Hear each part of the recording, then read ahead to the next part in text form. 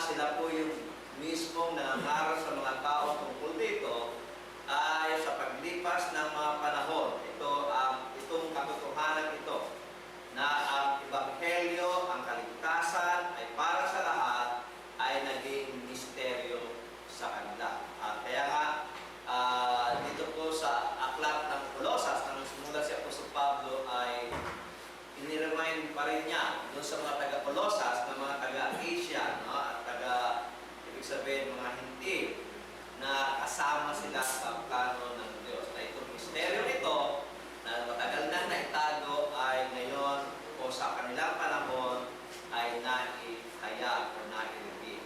At yun nga po ang naintindihan natin at napag-aralan natin nung nakaraang linggo. Ngayon po, meron dalawang verses po at tayo babasahin dito po sa Colosas.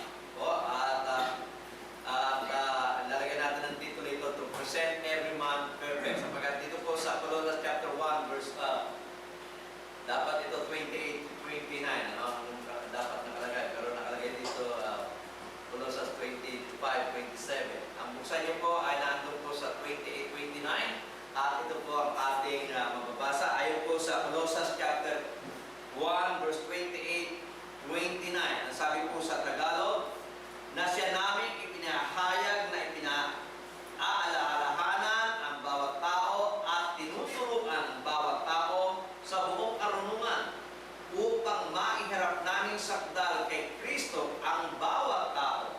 Na dahil dito ay nagpapagal din naman ako na nagpipilit ayon sa kanyang paggawa na siya sa akin ay gumagawa na may kapangyarihan. Sa English po, ang sabi po ng banal na kasulatan, whom we proclaim,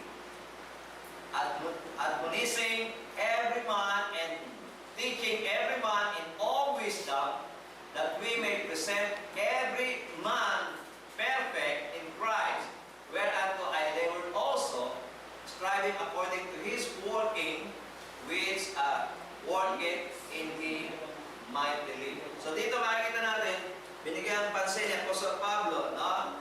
Na sabi ni Apostol Pablo ay sa Tagalog, na sabi niya, na siya naming ipinahayag na pinapaalalahanan ang bawat tao.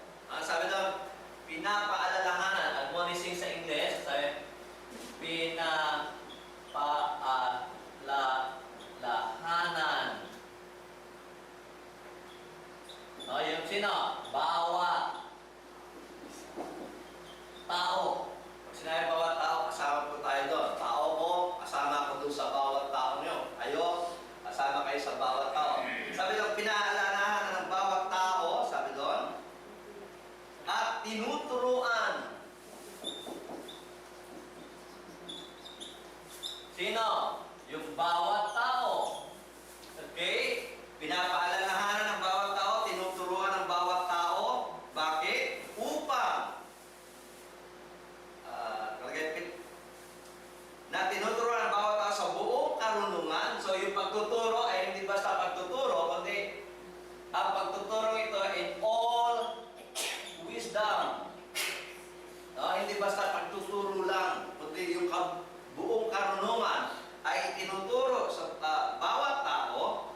At sabi, upang maiharap naming sakdal kay Kristo ang bawat tao. So ang layunin kung bakit pinapaalalahanan at tinuturuan sa lahat ng karunungan ang bawat tao ay upang maiharap na sakdal ang bawat tao sa ating Panginoong Jesucristo. Nagkaroon ng time na yan ay tinuturo namin miski doon sa amin pong preacher training program. Nagkaroon tayong bisita Amerikano. Pinunay yung aming pagtuturo sapagkat nagtuturo raw kami ng perfectionism. Ang sinasabi niya perfectionism yung tinuturo po ng mga Pentecostals. No? Hindi po yun ang itinuturo ng banal na kasulatan. Ngunit, ang banal na kasulatan ay totoong nagtuturo na ang tao ay magiging perfecto. Pero yung perfection na ito, hindi yung kagaya ng ng itinuturo ng mga Pentecostals. sabihin ng perfection. Katunayan, kung magbabasa pa po tayo ng ibang talata sa banal na kasulatan, ayon po doon sa 2 Timothy chapter 3 verse 15 hanggang 17 po natin babasahin, doon po sa mga bagong dating, yung po Colossus chapter 1 verse 25, 27, medyo nagkamali po tayo, meron yung typographical error.